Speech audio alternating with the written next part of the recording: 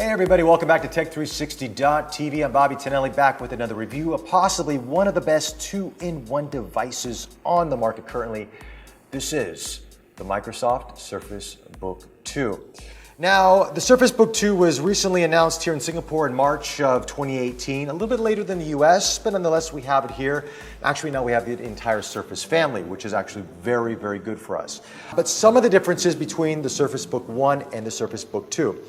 Overall, the design looks very similar, but with the Surface Book 2, we now have a 15-inch size, which is actually very good for graphic designers or video editors and so forth, but it does add a little bit of heft to the size of the Book 2. Also, we have now an inclusion of the USB-C port that wasn't included in the Book 1. We now have that. You can use it for charging and for display purposes, but you are missing Thunderbolt 3. You have a better hinge. It still wobbles a little bit if you push like this, but once you put it in studio mode or view mode, you're not going to have an issue with it if you're using it for a touch screen. Overall, that's the design of the Microsoft Surface Book 2. It's really high quality build. I think as soon as you get this in your hands, you're really going to appreciate how beautifully crafted this two-in-one device is. Let's talk about what's inside the Surface Book 2 because this is a powerhouse of a device right now. And the reason is what's inside of it. You have the 8th generation Intel i7 processor in it. Graphics card wise, you have two of them. In the base, you have the NVIDIA GTX 1060 graphics card. In the screen, you have the Intel UHD 620 graphics card. Speaking of the NVIDIA graphics card, you have 6 gigabytes of VRAM to it.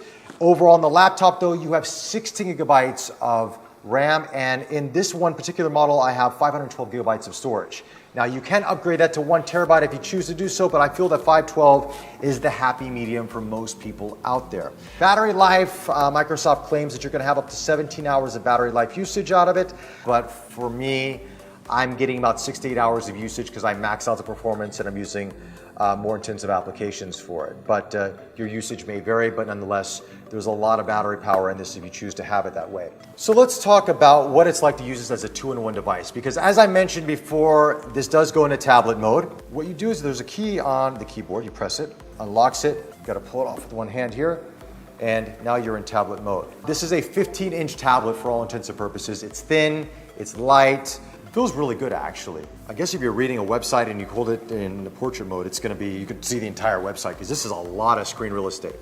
Now, there are two other modes you can use this in as well. One is called studio mode. In studio mode is really where you might want to use this if you are doing art, maybe you want to edit photos and so forth like that, and you want to use stylus or the Surface Dial.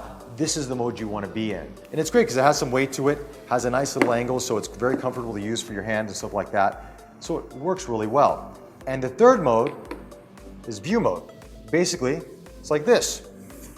So if I'm watching a movie or TV show, I can just watch like this.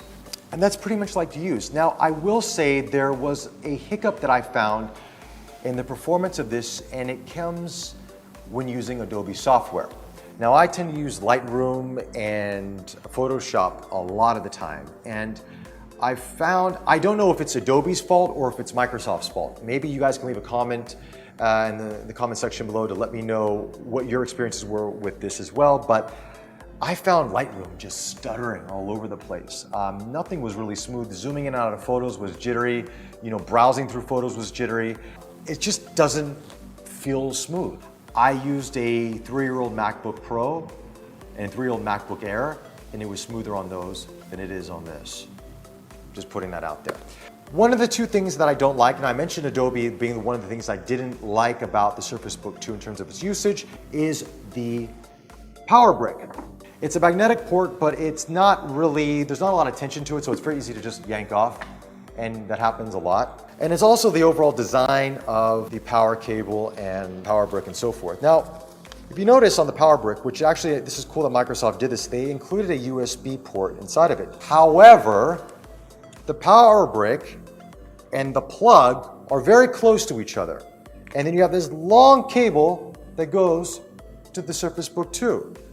And for the life of me, I don't understand this concept because not everybody has a plug right next to their Surface Book 2 or their laptop or their tablet. Usually the plug's on the wall, it's at the bottom of the wall. So if I do it that way, if I plug it that way, I can't use this power brick anymore because it's hanging off the side. Case in point this. Where's my USB port? It's on the floor. Makes no sense. Also, because of the weight, this pulls right out. Microsoft.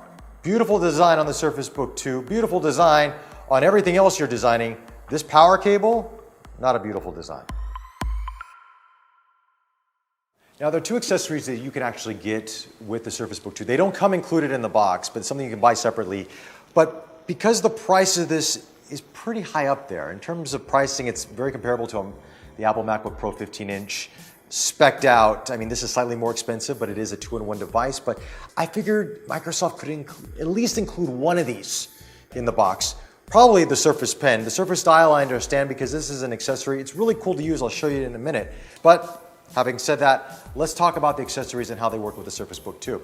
All right, let's talk about the Surface Pen first. Now, the Surface Pen has improved over the previous versions of it. It's very smooth when you're drawing lines. I mean, there's no jitteriness to it. It's very responsive, pressure sensitive, feels and looks great. And also you have the back end of it, which you can actually use for erasing. Overall, I really like the Surface Pen. Then we have the Surface Dial. Now, the Surface Dial is an accessory you may or may not want to get, but it is actually pretty cool. What it does, it's sort of like an extension of your keyboard and mouse. Case in point, I'm actually going to undo what I just drew just by turning it like that, all right? It's quite cool. Then you can put it on the screen, and then you can actually use it as, I can even change colors and brushes if I'm doing sketchbook. So there's a lot of cool stuff that can be done with the Surface Dial. Overall, I would say that it's not a necessity, but if you want to get into the whole Surface family, then get the Surface Dial. All right, in closing, here are my thoughts on the Surface Book 2. Pros are build quality, display, processing, graphics, power. It's all there. This is a powerhouse of a machine. Also like the accessories, the Surface Pen and the Surface Dial. Actually found more usage for the Surface Dial than I thought I would, so that's a plus to this. Cons-wise, Adobe and Microsoft aren't playing with each other too nicely right now, and I don't know why. Maybe you guys know. Leave them in the comments if you do know why and how I can fix it. But the integration between those two needs to be better, and the power cable, the design of it, I just don't like, and I don't find it very useful in day-to-day usage of it. That's pretty much it. I highly recommend the Surface Book 2 though. I have a feeling Microsoft will improve the Adobe aspect of it. They'll probably come out with an upgrade to this in the future. Hopefully they do, please Microsoft do so. But otherwise, if you want pretty much the most powerful Windows two-in-one device on the market, this is what you need to be looking at. Anyway, any comments or suggestions you have on this review, leave them in the comment section below. Don't forget to subscribe to us on YouTube, follow us on Facebook. Until the next one, take care.